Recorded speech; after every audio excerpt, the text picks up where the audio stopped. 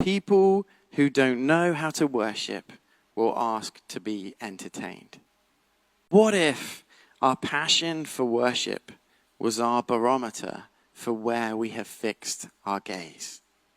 So often I have looked to be entertained in worship rather than lifting my eyes, fixing my eyes to be dazzled by the glory of the Lord.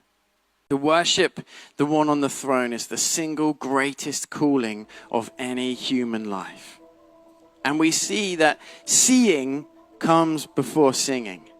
We lift our eyes to him and we outpour as a response. We lift our eyes to him and we hit the deck as a response. We look to him and we can't help but proclaim his goodness and yearn for more of his presence.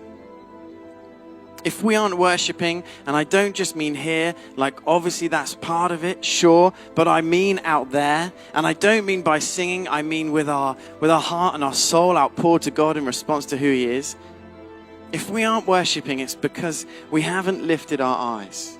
It's because we haven't accepted that gracious invitation to look up to me and find his beauty there, to find his grace there, to find his acceptance and his invitation of relationship there.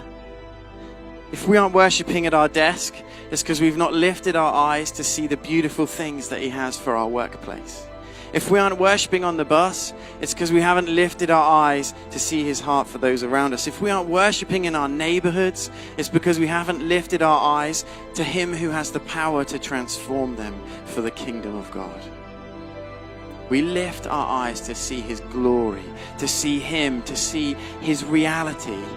And when we do, we can't help but worship.